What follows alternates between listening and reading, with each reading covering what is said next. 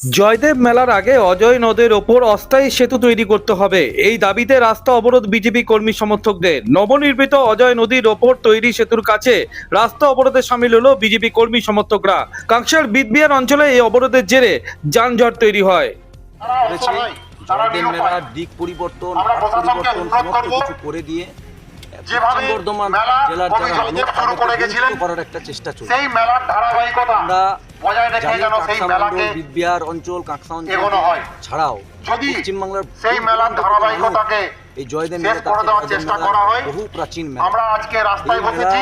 বন্দিত এই যে ঘৃণ্য চক্রান্ত, আগামী দিনে বিশেষ করে সমস্ত হিন্দুদের মানুষকে যতগুলো আমরা সংগঠিত করব। আমাদের অনুষ্ঠান, ধর্মীয় অনুষ্ঠান আছে, সেই অনুষ্ঠানে আঘাত করা এই হিন্দু বিরোধী সরকারের একটা যত রকম ভাবে লড়াই করা অভ্যাসে যায় পরিণত হয়েছে। এই হিন্দু বিরোধী সরকারের বিরুদ্ধে আমরা হাইকোর্টেও যদি যেতে হয় এই মেলাকে বর্ধমান নিয়ে, বীরভূম আমরা যে হাইকোর্টেও রাজ্য যাব। সড়ক, সেই রাজ্য সড়কের উপর অবরোধ করে কথা বলে আজ যায়নি। আমরা শুধুমাত্র সকালে প্রতিটি ডিস্ট্রিক্ট কর্মসূচি ম্যাজিস্ট্রেট সাহেবকে আমরা মেল অবরোধ করেছি। করছি।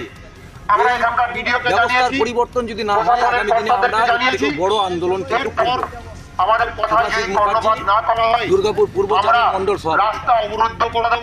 বিজেপির এই অবরোধ আন্দোলনে অংশ নিয়েছিলেন দলের 4 নম্বর মণ্ডল সভাপতি শুভাশিস মুখোপাধ্যায় সহ দলের অন্যান্য নেতৃবৃন্দ। অস্থায়ী সেতু তৈরির কাজ তারা পরিদর্শন করেছেন।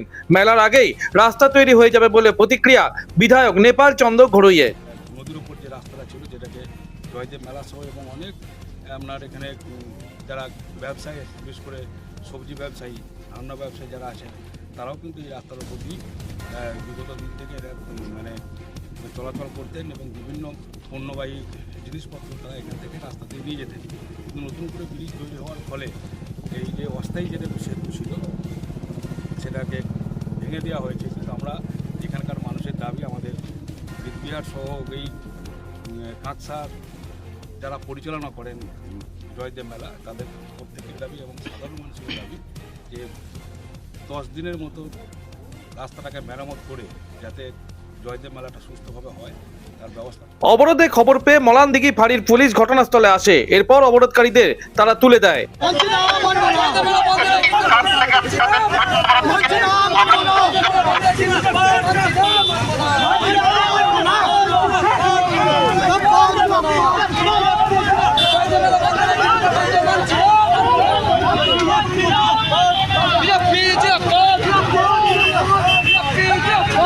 পুলিশের আশ্বাসেই ওঠে বিজেপি কর্মী সমর্থকদের পথ অবরোধ। যদি এরপরও পরিস্থিতি কোনো রকম না বদলায় তাহলে ফের তারা আন্দোলনে সামিল হবেন বলে জানিয়েছেন বিজেপির 4 নম্বর মণ্ডল সভাপতি শুভাশিস মুখোপাধ্যায়।